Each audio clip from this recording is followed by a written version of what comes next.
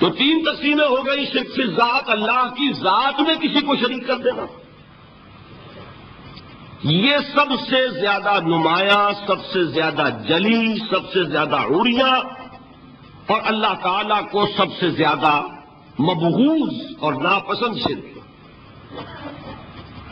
شرک فی صفات نمبر 2، یہ ایک علمی مسئلہ ہے جس میں آدمی ٹھوکر کھا جاتا ہے اگر محتاط نہ ہو. بڑے سے بڑے آدمی کو ٹھوکر لگ جائے گی. اس کا میں فارمولہ صرف آپ کو دوں گا، وہ ذہن میں رکھ لیجئے، پھر جہاں چاہیں اپلائی کیجئے، انشاءاللہ تعالی آپ کو ٹھوکر نہیں لگے گی. شرک فی الحقوق، اسی کا دوسرا نام شرک فی العبادت ہے. اللہ کا حق کیا ہے بندے پر؟ بندہ اللہ کی عبادت کرے، لیکن اس کو 5 اس کے مظہر ہیں، وہ میں گن کر بتا دوں گا کہ یہ شرک فی العبادت ہے. شرک فی العبادت کی اکثر شکلیں وہ ہیں کہ جو عملی شرک علماء جسے کہتے ہیں، اور اس کی شکلیں وہ ہو جائیں گی جن کو شرک خفی کہتے ہیں. تو سب سے جلی شرک فی ذات، سب سے خفی شرک فی الحقوق، یہ شرک فی العبادت. درمیان میں ایک علمی اعتبار سے مسئلہ ہے شرک فی صفات کا. اب آئیے سب سے پہلے شرک فی ذات. اس کی 2 قسمیں، اب اس کو تقسیم کیجئے 2 میں. ایک قسم جو زیادہ جلی ہے، زیادہ عریاں ہے، زیادہ ننگی ہے. یہ عجب ستم ظریفی ہے تاریخ کی کہ وہ ان قوموں میں پیدا ہوئی جو اپنا تعلق رسولوں سے جوڑتی ہیں. کیا کہ کسی کو خدا کا بیٹا بنا دینا، بیٹی بنا دینا. اب ظاہر بات ہے، بیٹا بیٹی بنا دینا بالکل ہم پلہ کر دیا کہ نہیں؟ نو وہی ہو گئی کہ نہیں؟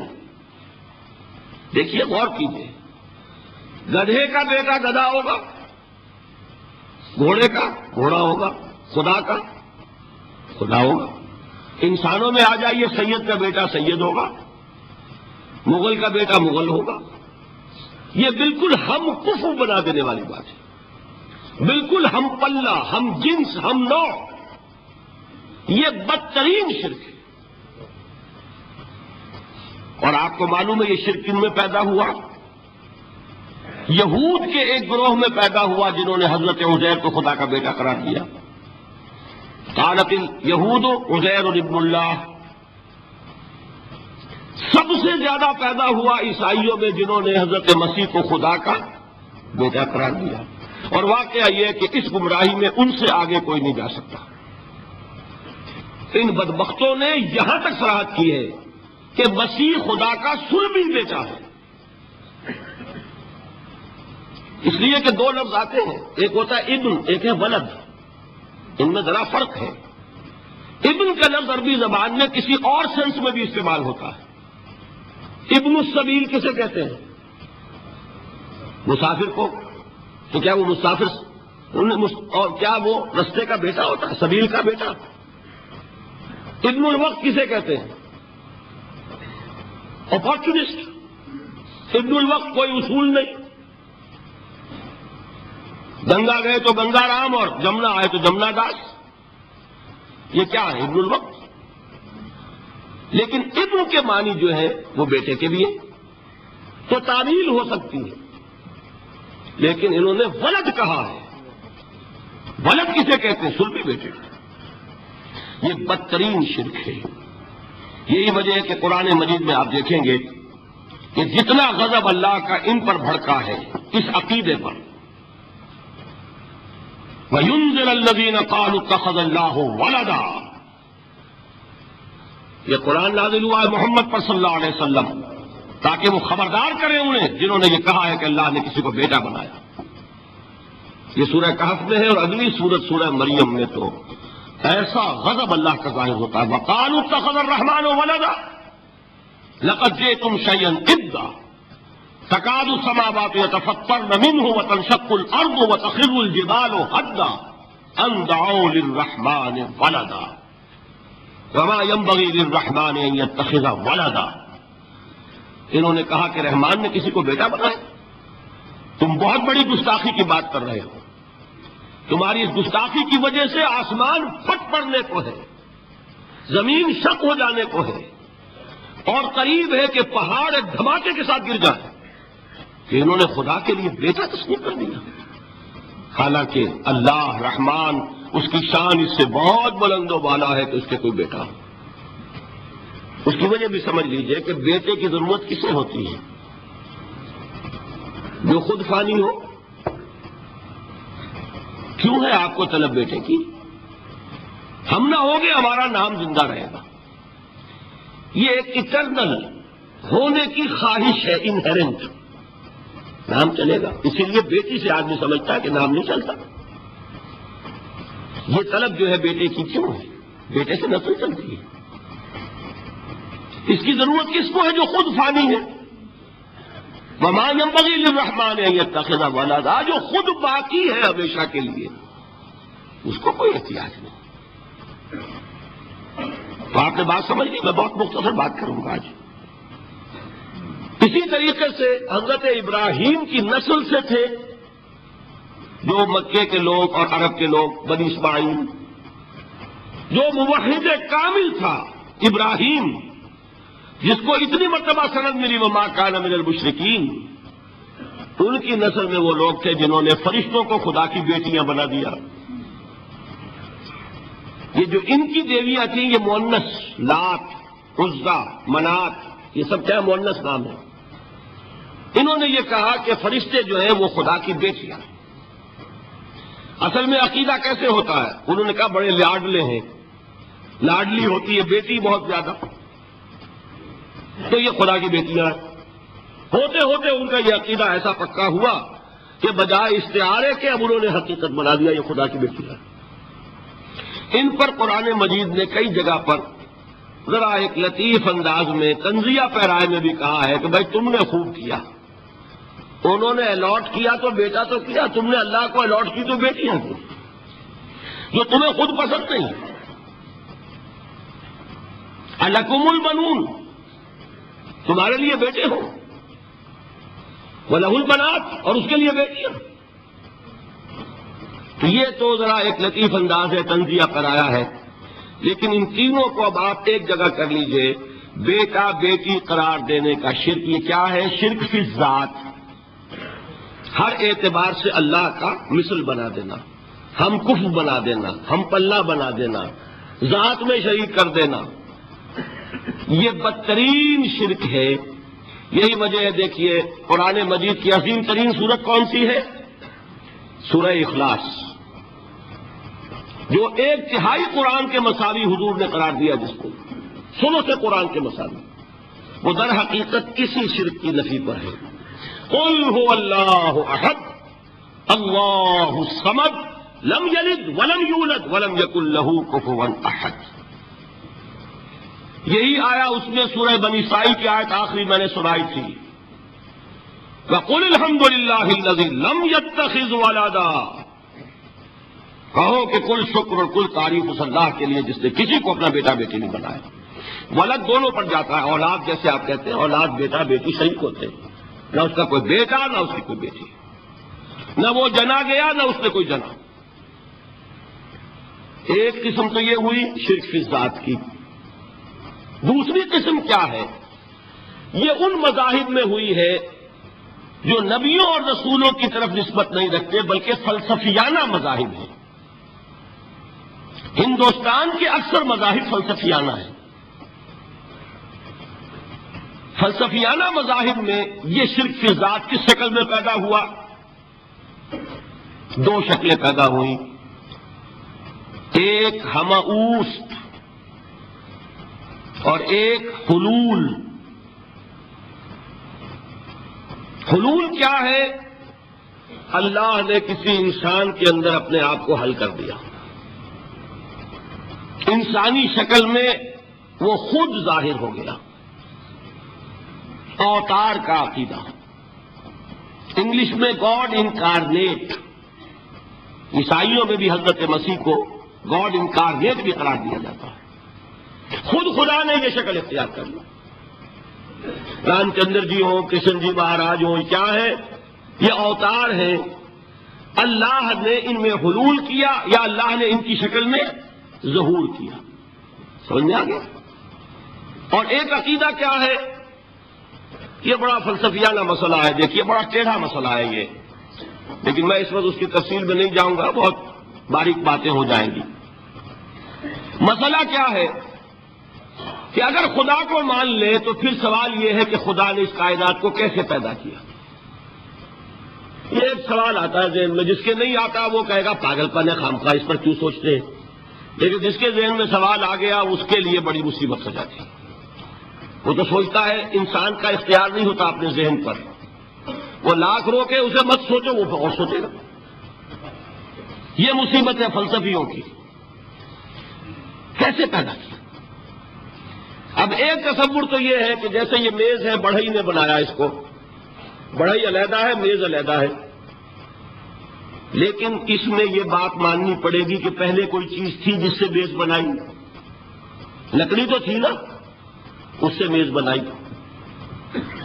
لہذا ہندوؤں میں ایک عقیدہ یہ ہے کہ خدا بھی قدیم، مادہ بھی قدیم، خدا نے اس مادے سے یہ شے بنا دی، مادے سے یہ بنا دی۔ وہی مٹی کی تغاری ہوتی ہے، کمہار اس سے کوئی رکابی بنا دیتا ہے، کوئی وہ ہڈیا بنا دیتا ہے، کوئی گھڑا بنا دیتا ہے، مٹی تو ہے نا پہلے۔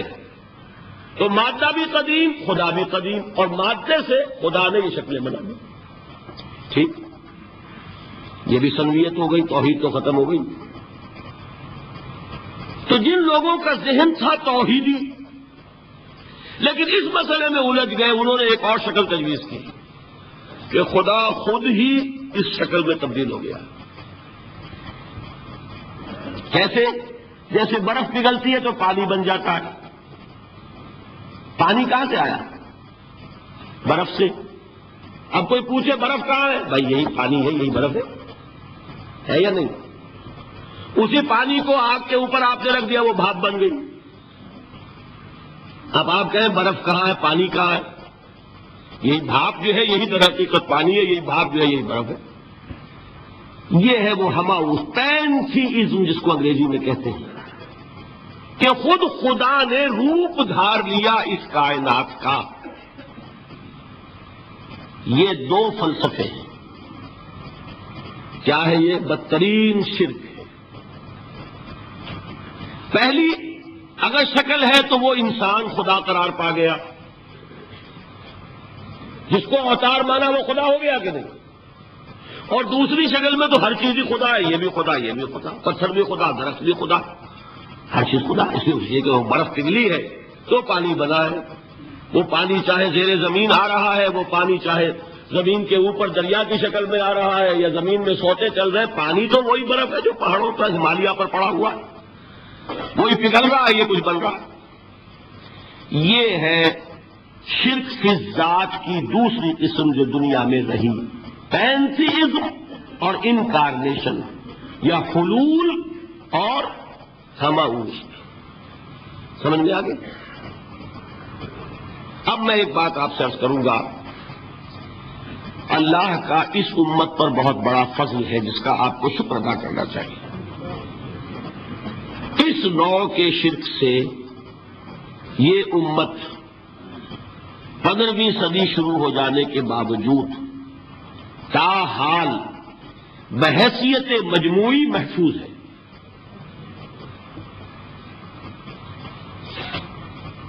میں نے بحیثیت مجموعی کہا ہے، کوئی افراد یا عوام الناس یا جوہلاء یا شعراء یا نعت گو وہ مبالغہ آرائی میں کوئی بات کہہ دیتے ہوں تو وہ علیحدہ بات ہے، لیکن مسلمانوں میں کوئی مستند فرقہ اور اس کے جو مستند عقائد ہیں ان میں الحمدللہ آج تک ایسی کوئی چیز شامل نہیں۔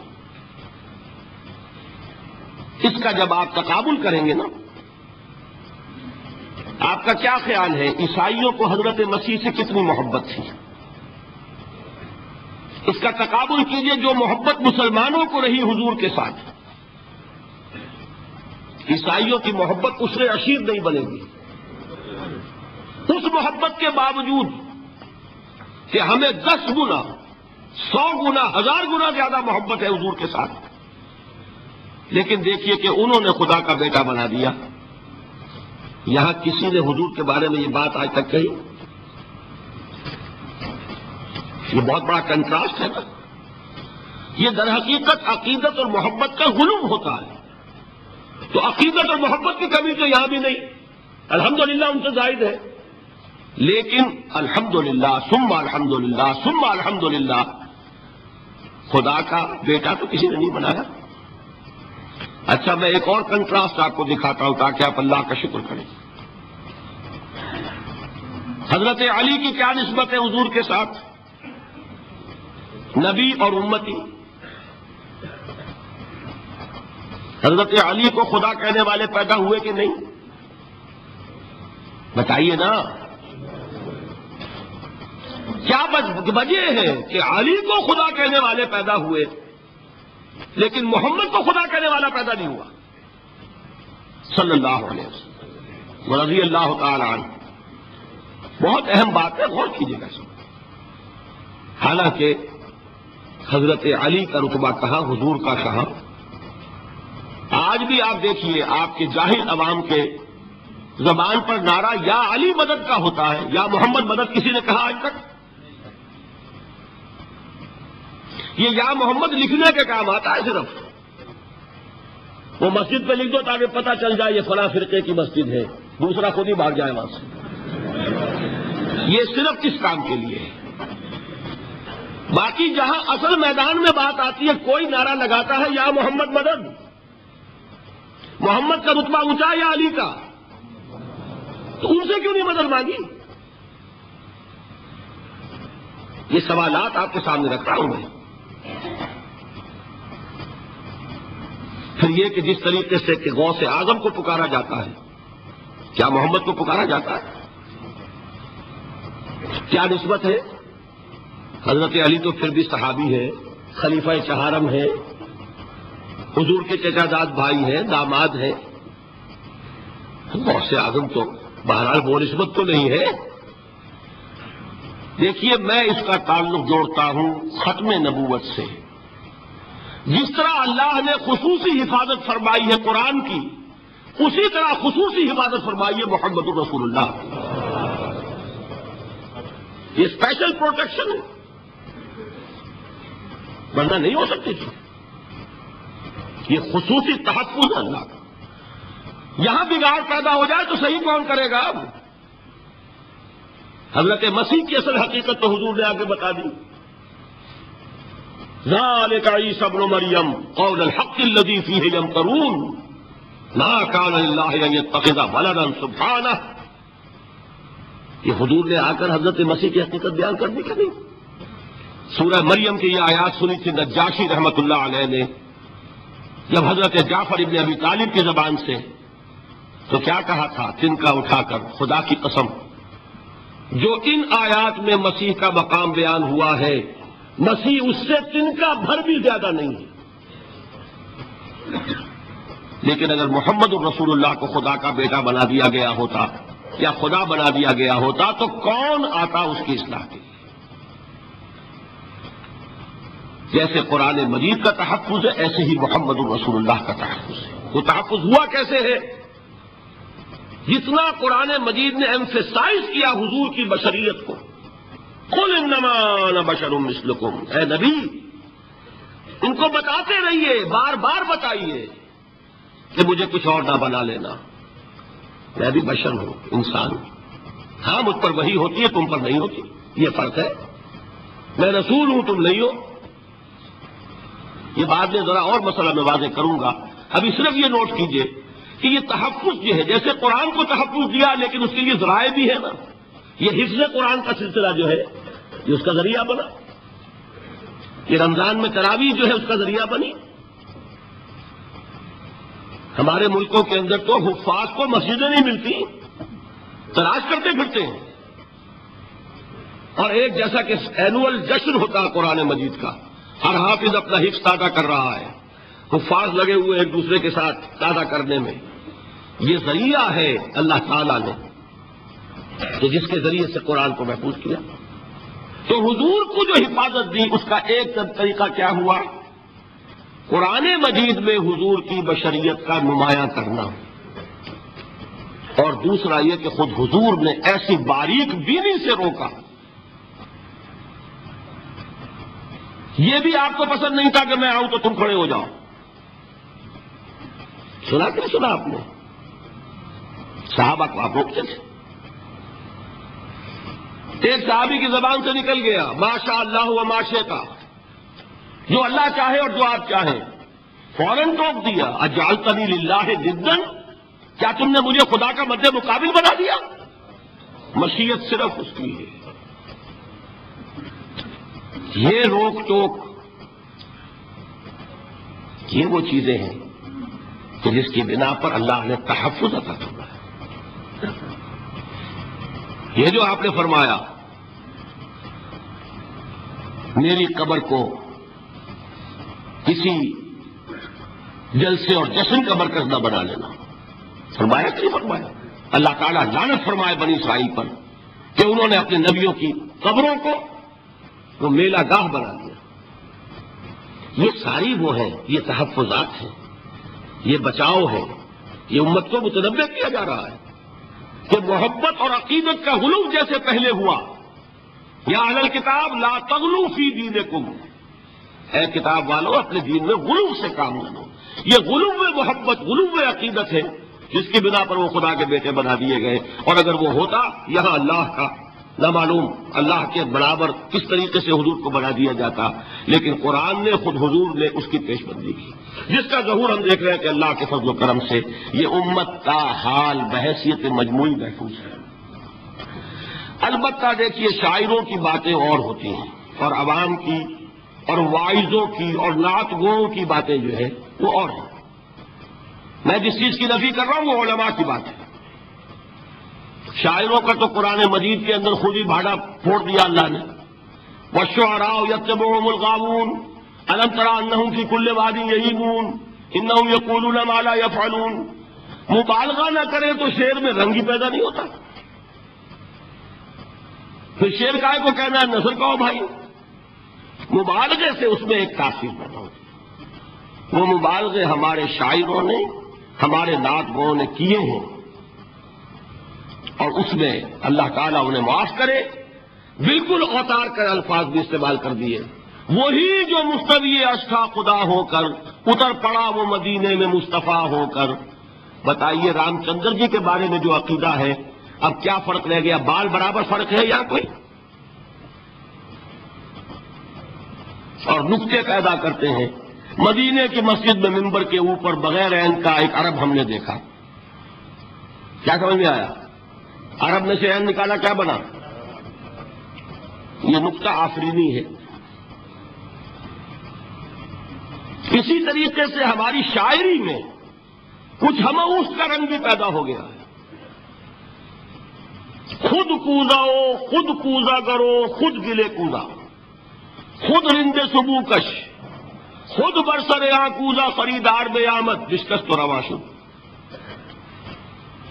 وہ خود ہی کوزا ہے، خود ہی مٹی ہے جس سے کوزا بنا ہے، خود ہی کوزے کا بنانے والا ہے. سمجھ رہے ہیں؟ الفاظ تو بڑے پیارے ہیں، بڑے مزیدار ہیں. آدمی ایک دفعہ وجد میں آ جاتا ہے، لیکن ہے کیا وہی ہے نا کہ وہی جو برف تھا پگھل کر پانی بن گیا. خود کوزاؤ، خود کوزا کرو، خود گلے کوزا، خود رندے صبو کش. خود ہی اس کوزے میں شراب ڈال کے پیتا بھی ہے، خود ہی مٹی ہے، خود ہی وہ بنانے والا ہے، خود ہی کوزا ہے، خود ہی اس میں شراب ڈال کے پیتا بھی ہے، اور خود ہی اس کوزے کو توڑ کر اپنا راستہ بھی لیتا ہے. اب آپ اس پر سر دھنیے اور جو چاہے کریں، لیکن یہ کہ اس کا ڈانڈے مل گئے کہ نہیں اسی ہمعوس سے. لیکن یہ کسی مفتی کی بات ہے کیا؟ یا کسی ائمہ دین میں سے کسی کا قول ہے؟ کئی شاعروں کی باتیں سن لیا کریں. اللہ اللہ خیر سن. ان چیزوں کا بہت زیادہ سختی کے ساتھ نوٹس بھی لینے کا کوئی فائدہ نہیں ہوتا. بات وہ ہونی چاہیے کہ جو علماء کہہ رہے ہیں مستند عقائد ہو، جو ان کی کتابوں میں درج ہو، ان سے بات ہونی چاہیے. تو یہ چیزیں، یہ گمراہیاں آئی ہیں، لیکن الحمدللہ ثم الحمدللہ کہ یہ عوام میں ہے، جہلاء میں ہے، شعراء میں ہے، نعت گوؤں میں ہے. یہ کسی بھی مستند دینی فرقے کے مستند علماء میں کہاں موجود نہیں۔ البتہ ایک مسئلہ جو ہے نور اور بشر کا، وہ ذرا تھوڑا سا میں حل کر دوں آج۔ آپ سمجھتے ہوں گے لا ینحل ہے۔ میں نے جس طرح کہا تھا کہ امام بخاری کا قول بھی 100% درست اور امام ابو حنیفہ کا بھی 100% درست ثابت کیا کہ نہیں، اسی طرح میں کہتا ہوں جو حضور کو بشر کہتے ہیں وہ بھی 100% درست، جو حضور کو نور کہتے ہیں وہ بھی 100% درست۔ مطلب کیا ہے؟ دیکھیے، ہر انسان کے وجود کے دو حصے میں نے پہلے دن شاید کچھ بیان کیا تھا۔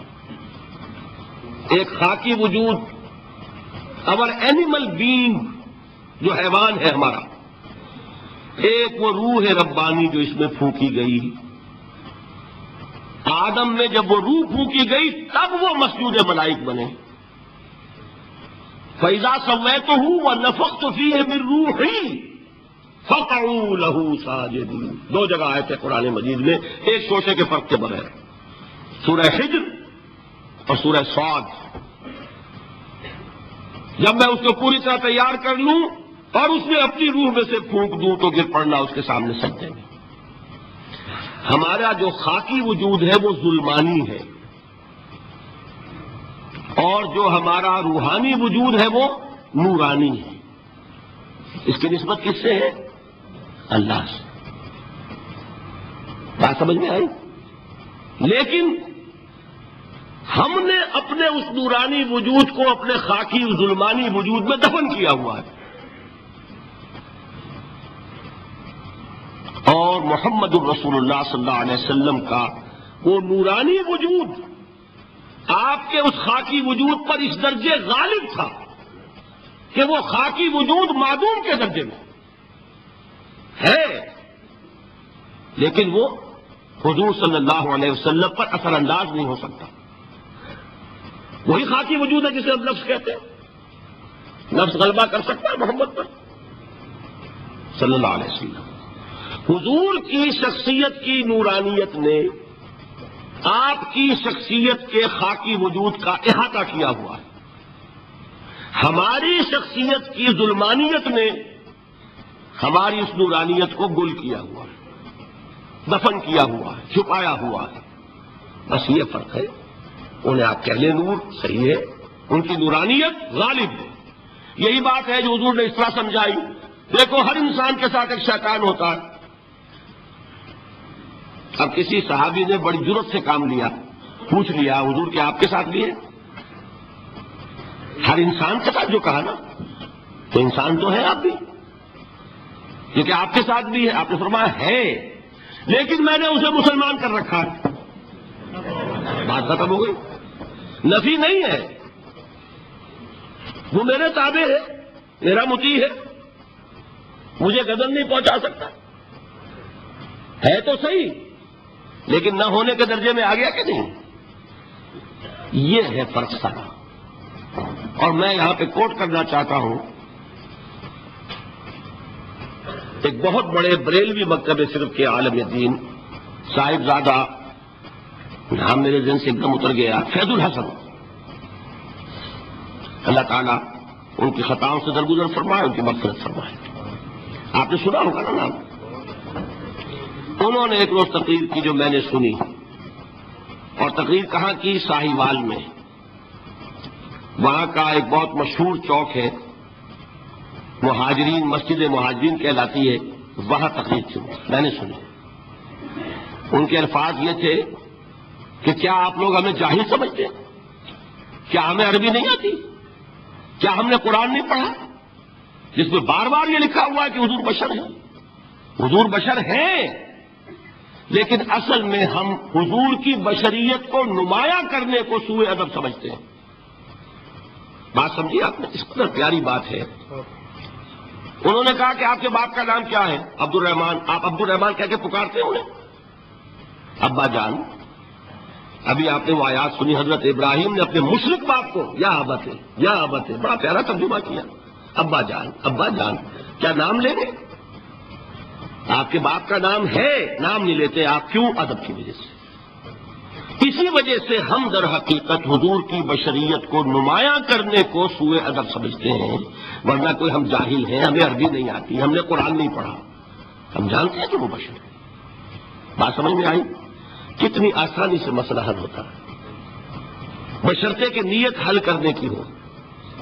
آخر آمنہ کے بیٹے ہیں، عبداللہ کے بیٹے ہیں، عبد المطلب کے پوتے ہیں، بچپن آپ پر گزرا ہے، لڑکپن آپ پر گزرا ہے، نوجوانی آپ پر آئی ہے، جوانی آپ پر آئی ہے، شادی آپ نے کی ہے، اولاد آپ کی ہے۔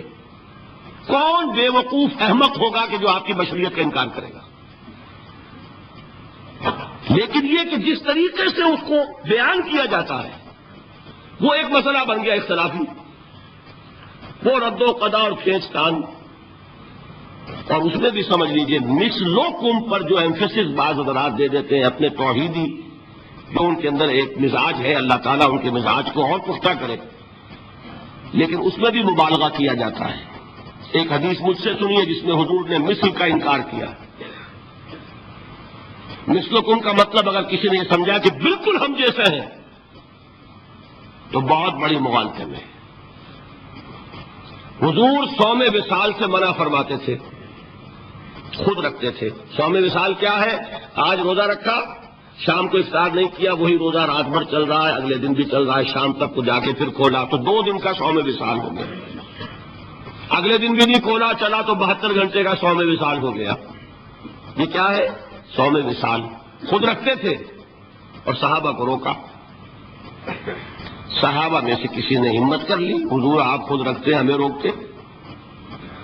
فرماتے ہیں ایکم مثلی، تم میں سے کون مجھ جیسا ہے؟ ابھی تو عند ربی، میں تو اپنے رب کے پاس رات گزارتا ہوں، ہوا یطعمنی ویسقین، وہ مجھے کھلاتا ہے پلاتا ہے۔ بتائیے کون ہے جو اس کا دعویٰ کرے گا؟ حضور کے خصائص ہیں۔ حضور خود فرماتے ہیں تم صرف سامنے سے دیکھتے ہو، میں پیچھے سے بھی دیکھتا ہوں۔ کہاں ہوا وہ مثلیت؟ اگر آپ نے بالکل اپنے جیسا سمجھ لیا تو بڑے مغالطے میں ہیں۔ نبی کا مقام ہے، نبی کا رتبہ ہے، نبی کے خصائص ہیں۔ آپ سو گئے تو آپ کی نیند، آپ کی وضو ٹوٹ گئی اور نبی سو گیا تو کہاں گئی مثلیت میں؟ مثل اس معنی میں کہ بشر ہیں، نسل آدم سے ہیں، اس میں کوئی شک نہیں۔ اس معنی میں مثل ٹھیک ہے، قل انما انا بشر مثلکم، لیکن ہر اعتبار سے تو سب سے بڑا فرق یہی ہے کہ وہی آ رہی ہے۔ معراج پہ تشریف لے گئے ہیں، اس دنیا میں بیٹھے ہوئے بھی جنت کا مشاہدہ فرما لیتے ہیں، کرا دیا جاتا ہے، دوزخ کا مشاہدہ کرایا جاتا ہے، فرشتے کو دیکھ رہے ہیں۔ یہ چیزیں ہیں، اور پھر خصائص جیسا کہ میں نے عرض کیا کہ آپ پیچھے سے بھی دیکھتے ہیں۔ آپ کا معاملہ یہ ہے کہ آپ اگر سو جائیں تو آپ کا وضو نہیں ختم ہوگا۔ یہ ساری چیزیں جو ہیں ان سب کو بیلنس کیجئے تو معلوم ہوگا کہ آپ بشر بھی ہیں، 100% درست، لیکن آپ کی وہ نورانیت، آپ سے راج مریر، ہدایت کا روشن چراغ، آپ کی جو روح انور ہے وہ آپ کے اس جسدی وجود پر اس طریقے سے حاوی ہے کہ گویا کہ اس نے اس کی ظلمانیت کو ختم کر کے رکھ دیا۔ اس معنی میں کوئی کہے نور مجسم تو مجھے کوئی اعتراض نہیں۔ یہ ہے ان چیزوں کو جمع کرنے کی شکل، خام خواہ کی کھینچتان کے سوا کچھ نہیں۔ بہرحال یہ پہلا حصہ ختم ہوا، شرک فی الذات۔ اب آئیے شرک فی الصفات۔ میں نے عرض کیا تھا کہ یہ ایک بڑا علمی مسئلہ ہے اور اس میں ٹھوکر لگ جاتی ہے۔ وجہ کیا ہے اس کو سمجھ لیں۔ بنیادی بات، ہماری زبان جو ہے وہ بہت محدود ہے۔ ہماری ہی زبان ہے جسے اللہ نے ذریعہ بنایا اپنی ہدایت کا، ورنہ ہمارے پلے نہ پڑتی بات، ظاہر ہے نا۔ لیکن ہماری زبان کی محدودیت ہے۔ اس محدودیت کا ایک مظہر یہ ہے کہ ہم جو الفاظ اللہ کے لیے بطور صفت استعمال کرتے ہیں وہی الفاظ مخلوقات کے لیے بھی کر لیتے ہیں. اللہ موجود، ہم بھی موجود. اللہ زندہ، ہم بھی زندہ. اللہ علیم، تو انسان علیم بھی علیم نہیں، علامہ بھی ہے کہ نہیں؟ یہ تو بڑا مبالغے کا لفظ ہے. انسان علامہ ہے کہ نہیں؟ اللہ دیکھتا ہے، بصیر ہے، ہم بھی بصیر ہیں. اللہ سنتا ہے، سمیع ہے، ہم بھی سنتے ہیں. اللہ کو قدرت حاصل ہے، کچھ ہمیں بھی حاصل ہے. ایک مکہ مارا تھا حضرت موسیٰ نے، جان نکال دی تھی کہ نہیں؟ ہے نا کچھ نہ کچھ. اللہ چاہتا ہے، ہم بھی چاہتے ہیں. اسی دیکھیے چاہت میں وہ ہو گیا تھا جس پر روک دیا حضور نے. ما شاء اللہ وما شئت اجعلتنی للہ ندا، کیا تم نے مجھے اللہ کا مد مقابل بنا دیا؟ دھوکہ ان الفاظ کے اشتراک کی وجہ سے لگ جاتا ہے. بات سمجھ میں آئی؟ اب اس میں فارمولہ میں نے عرض کیا تھا کہ ایک نوٹ کر لیں تو مسئلے سارے حل ہو جائیں. جب ہم کوئی لفظ بطور صفت اللہ کے لیے بولتے ہیں اور اسی لفظ کو مخلوق میں سے کسی کے لیے بولتے ہیں، مخلوق میں سب آ گئے، جمادات، حیوانات، انسان، اولیاء اللہ، فرشتے، انبیاء، رسول، سب مخلوق تو ہیں نا. تو کل مخلوقات کو جب ہم ایک لفظ بطور صفت استعمال کریں گے اللہ کے لیے اور اسی لفظ کو استعمال کریں گے بندوں کے لیے، تو ان میں 3 فرق ہیں جو ذہن میں رہنے چاہیے. گن کر یاد کیجیے. اللہ کی ذات قدیم ہے، ہمیشہ سے ہے. اسی طرح اس کی صفت بھی قدیم ہے، ہمیشہ سے ہے. مخلوقات حادث ہیں، ان کی صفات بھی حادث ہیں. حادث قدیم کے مقابلے میں کہ پہلے نہیں تھی پھر ہو گئی. ایک پر اللہ کی ذات از خود ہے، کسی اور نے تو اس کو وجود نہیں بخشا نا. اللہ کا وجود از خود ہے، ذاتی ہے. اسی طرح اس کی صفات ذاتی ہیں، کسی اور کی عطا کردہ نہیں ہے. مخلوق کوئی ہو کسے باشد، ان کا وجود ذاتی نہیں عطائی ہے. اللہ نے دیا تو وجود ملا. اسی طرح ان کی صفات عطائی ہے، ذاتی نہیں. 2 فرق ہو گئے. اللہ کی ذات مطلق ہے، لا محدود. اسی طرح اس کی صفات مطلق ہے، لا محدود. مخلوق کی ذات محدود کتے باشد، صفت بھی محدود. 3 فرق ہے، ذاتی عطائی، قدیم حادث، لا محدود محدود. 3 فرق ذہن میں رہیں تو جو صفت بھی آپ اب بولیں گے اس میں یہ تینوں باتیں ذہن میں رہیں. سمجھ میں آ گئی بات؟ اب اس کا اطلاق کیجئے تو یہ علم غیب کا مسئلہ حل ہو جائے گا. یہ بھی لا ینحل سمجھا جاتا ہے. علم کسی کا بھی ہو، انسان، فرشتہ، اولیاء، انبیاء، رسول، حضور صلی اللہ علیہ وسلم، کسی کا بھی حادث ہے، قدیم نہیں ہے. عطائی ہے، ذاتی نہیں ہے. محدود ہے، لا محدود نہیں ہے. 3 باتیں مان لیں، شرک نہیں ہوگا. ان میں سے ایک کو ساقط کر دیں، شرک ہو جائے. صحیح بات سمجھ. اللہ کی قدرت ذاتی ہے، عطا کردہ نہیں. مخلوق میں جس کو قدرت حاصل ہے وہ عطائی ہے، ذاتی نہیں. اللہ کی قدرت لا محدود، یفعل ما یشاء فعال لما یرید علی کل شیء قدیر. ہم مخلوق کوئی بھی ہو اس کی قدرت محدود. اللہ کی قدرت جب سے وہ ہے ہمیشہ سے ہے، ہمیشہ سے قدرت بھی ہے. اور مخلوق میں سے قدرت یہ حادث ہے. تینوں چیزیں سامنے رہیں شرک نہیں ہوگا. ایک چیز کی بھی کمی ہو گئی شرک ہو جائے گا. یہ ساری صفات پر لے آئیے. اللہ کی حیات ذاتی ہماری عطائی، لائی حیات آئے قضا لے چلی چلے، اپنے بس میں نہ آنا تھا نہ جانا ہے. زندگی اس کی عطا کردہ ہے، جب چاہے لے لے.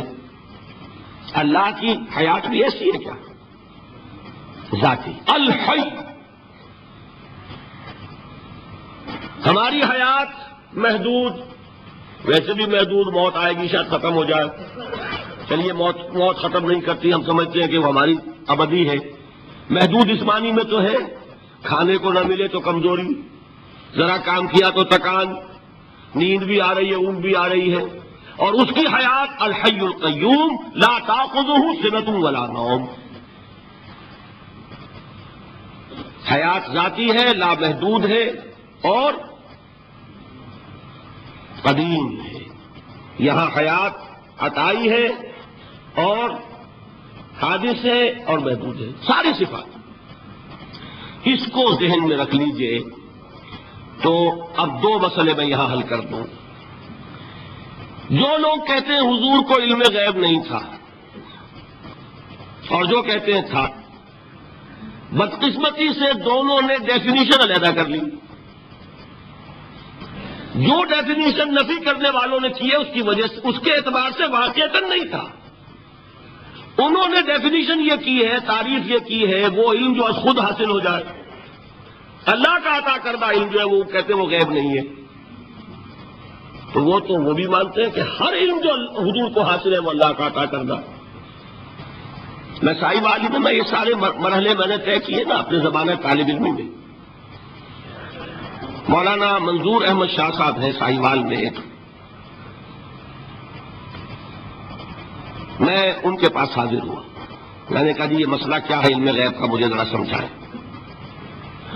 انہوں نے ایک کتاب اپنی نکالی کہ دیکھیے صاحب، ہم حضور کے علم کے بارے میں یہ باتیں مانتے ہیں. حضور کا علم حادث ہے، قدیم نہیں ہے. حضور کا علم محدود ہے، لامحدود نہیں ہے. حضور کا علم عطا کردہ ہے، ذاتی نہیں ہے. میں نے کہا یہ تین باتیں اگر آپ مان لیں تو میرا تو جھگڑا کوئی نہیں آپ سے. ہوتا کیا ہے جب آئیں گے وعظ میں، خطابت میں، تو عالم ما کان وما یکون، اب الفاظ وہ استعمال کر جائیں گے. ایک واعظ ہے، عام مقرر ہے، واہ واہ ہوتی ہی نہیں، نعرے لگتے ہی نہیں، محفل میں گرمی آتی نہیں جب تک کہ ایسے مبالغے نہ کریں. لیکن وہ چیز لکھی ہوئی ان کے ہاں ہے کہ حضور کا علم حادث ہے، قدیم نہیں ہے. حضور کا علم محدود ہے، لامحدود نہیں ہے. حضور کا علم عطائی ہے، ذاتی نہیں ہے. ان تینوں چیزوں کے بعد کوئی بڑے سے بڑا وہابی اور بڑے سے بڑا اہل حدیث بھی انکار نہیں کرتا. باقی یہ بات جان لیجئے کہ غیب اور حضور یا شہادہ یہ در حقیقت عام انسانوں کے اعتبار سے الفاظ استعمال ہوئے ہیں. جب قرآن میں کہا جاتا عالم الغیب والشہادہ، اللہ غیب اور جو ظاہر ہے یا موجود ہے سب کا جاننے والا ہے، تو مجھے بتائیے اللہ کے لیے کوئی غیب ہے؟ اللہ کے لیے کوئی شے غیب ہے؟ تو کیوں کہا جا رہا ہے عالم الغیب والشہادہ؟ وہ ہمارے اعتبار سے کہا جا رہا ہے. جو تمہارے لیے غیب ہے اللہ اس کو بھی جانتا ہے، اور جو تمہارے سامنے اللہ اسے بھی جانتا ہے. اللہ کے لیے تو کل شہادہ ہے. کسی شے کا لا یعزب عنہ مثقال ذرۃ فی السماوات والارض، آسمانوں اور زمین کا ایک ذرہ بھی اس سے غائب نہیں ہوتا. غیب کا وجود کیا اللہ کے لیے؟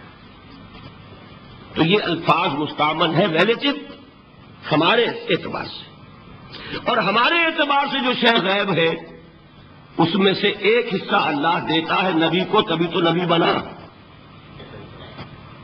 فرشتے کو دیکھا، فرشتہ ہمارے لیے غیب ہے. جنت دکھائی کہ نہیں دکھائی، ہمارے لیے غیب ہے کہ نہیں ہے. دوزخ کا مشاہدہ کرایا کہ نہیں کرایا، ہمارے لیے وہ غیب ہے کہ نہیں ہے. جو چیزیں ہمارے لیے غیب ہیں انہی کے پردے اللہ کچھ اٹھاتا ہے، کل غیب نہیں. کل غیب کا علم ہو جائے گا تو وہ شرک چلا.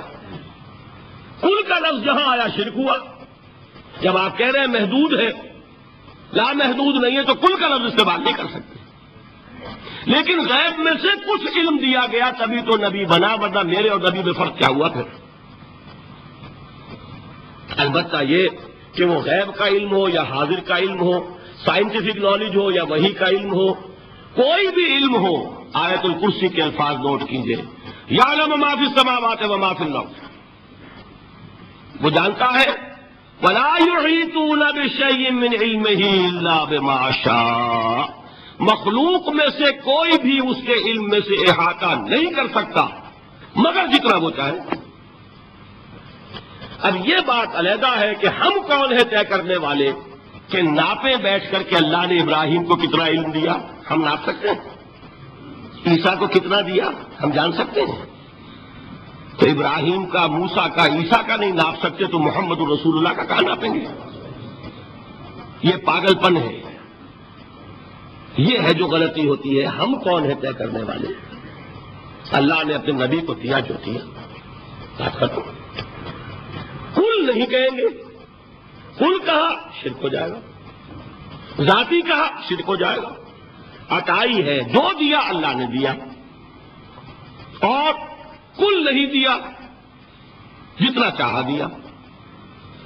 ہے حادث، قدیم نہیں. تینوں چیزوں مان لیجئے تو شرک کا کوئی شائبہ نہیں ہوگا. باقی جہاں ایک طرف قرآن میں وہ آیات ہیں کہ اللہ کے غیب کو کوئی نہیں جانتا، ٹھیک، وہاں یہ بھی ہے کہ لا یظہر غیبہ، لا یظہر علی غیبہ الا من ارتضی بالرسول، وہ اپنے غیب پر قابو نہیں دیتا مگر اپنے رسول میں سے جس کو چاہے. یہ دونوں آیتیں قرآن کی ہے کہ نہیں؟ اسی لیے در حقیقت جو غیب کی نفی کرتے ہیں حضور سے، وہ کہتے ہیں کہ از خود معلوم ہونے والی شے غیب ہے. ہم کہتے ہیں از خود تو کوئی بھی شے کسی کو معلوم نہیں، ہمیں حاضر کا علم بھی اللہ ہی دیتا ہے تو ہوتا ہے، غیب کا تو بہت دور کی بات ہے. یہ مسئلے بڑے سیدھے ہیں، خام خواہ ہم نے پیچیدہ بنایا ہوا ہے. خدا کے لیے ان مسئلوں کو سلجھائیے اور جوڑیے، کاٹنے کی بجائے جوڑنے کی فکر کیجیے کہ بھائی یہ اپنی اپنی جگہ پر علیحدہ علیحدہ تم نے تعریفیں کر رکھی ہیں اس لیے جھگڑ رہے ہو، ورنہ دونوں باتیں صحیح ہیں. ایک مسئلہ ذرا اور زیادہ علمی ہے، میں ذرا پریشان ہو رہا ہوں کہ وقت زیادہ ہو رہا ہے. وہ مسئلہ ہے وحدت الوجود کا. ہمارے بہت سے صوفیہ وحدت الوجود کے قائل ہیں، اور ہمارے کچھ لوگ جو معترض ہیں وہ وحدت الوجود اور ہماؤس کو کنفیوز کر دیتے ہیں، ایک سمجھ لیتے ہیں. ہماؤس میں بیان کر چکا ہوں کہ بدترین شرک ہے. وحدت الوجود اور شے ہے، باریک باتیں سمجھ میں نہیں آتی عام لوگوں کے، سادہ ترین الفاظ میں آپ کو سمجھاتا ہوں. ایک نظریہ یہ ہے کہ اللہ ہی نے یہ روپ دھار لیا، یہ ساری چیزیں بالفعل موجود ہیں، یہ بھی ہے، یہ بھی ہے، یہ بھی ہے، اور یہ سب اللہ ہی ہے. یہ بدترین شرک ہے، شرک فی الذات.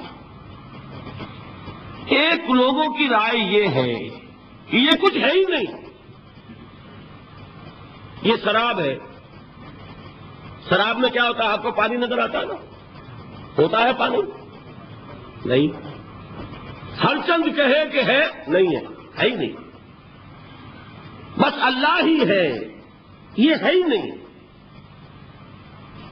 دیکھیے ایک شعر ہے، کل ما فی الکون وہم او خیال اور عکوس فی المرایا او ظلال. اس کائنات میں جو کچھ ہے یا تو وہم ہے یا خیال ہے، یا جیسے شیشے میں عکس ہوتا ہے، آپ ادھر کھڑے آئینے کے نظر آ رہے ہیں، ادھر بھی ہے، ادھر کوئی نہیں. یا جیسے سایہ ہوتا ہے، سایہ درخت کا سایہ زمین پر پڑ رہا ہے، اس کا کوئی وجود ہے. تو ایک رائے یہ، آپ اس سے اختلاف کریں، اسے پاگل پن کہہ دیں، کیا بیوقوفی کی بات کر رہے ہیں؟ جو چاہے آپ کہہ دیں، شرک نہ کہیے. وہ کہتے ہیں موجود صرف ایک ذات اللہ کی ہے، حقیقتاً موجود. یہ جو کچھ نظر آ رہا ہے یہ موجود ہی نہیں ہے، اس کو شرک نہیں کہیں گے. اسے اختلاف کریں، کوئی ضروری نہیں ہے کہ آپ مانیں ان کی بات. میں یہ نہیں کہہ رہا کہ آپ ضرور مانیں. شیخ احمد سرہندی رحمۃ اللہ علیہ نے اسے سمجھایا ہے اس کائنات کی حقیقت کیا ہے ایک مثال سے. ان کے